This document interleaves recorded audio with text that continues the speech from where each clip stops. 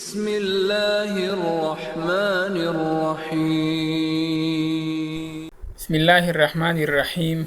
نن به انشاءالله د تنوین او ساکن نون دریم حکم وایو چې هغه ته وایي اقلاب.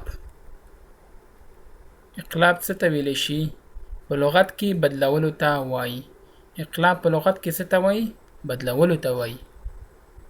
او د تجوید د علم په اصطلاح کې هر کله چې د نون ساکن یا تنوین څخه وروسته د با توری راشي، نون ساکن او یا هم تنوین په میم باندې بدلوي.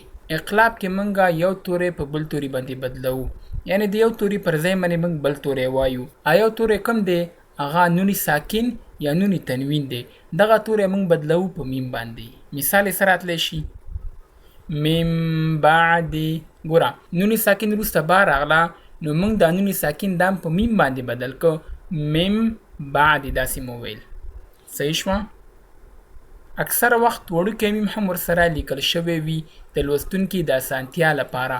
تاسو په قرآن کریم کې لیدلی وي کله چې د نون ساکن څخه وروسته با توری راغلی وي، نو نون ساکن پر سر باندې کوچنی میم لیکل شوی وي د لوستونکي د اسانتیا لپاره چې لوستونکي ته اسانتیا په دې کې وشي. نو هغه وخت کې نون ساکن موږ پر میم باندې بدلو. نور مثالونه څه شي دي؟ من بخیله. ګوري من کې د نون ساکن څخه وروسته با راغلی ده، نو منګه من نه وایو، مم وایو. من بخیله. په تنوین کې مثال څه شی دی؟ رجع بعید. ګوري رجعن، عن نه پس با راغلی ده. عن موږ نه وایو، موږ عم وایو. عین میم سره تړو. رجع بعید. او همدغه شان بل مثال څه شی دی؟ سائل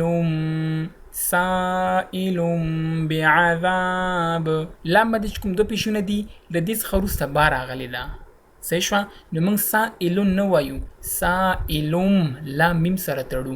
سائل بعذاب. هیله کوم چې په دې ویډیو باندې پوه شوي یاست.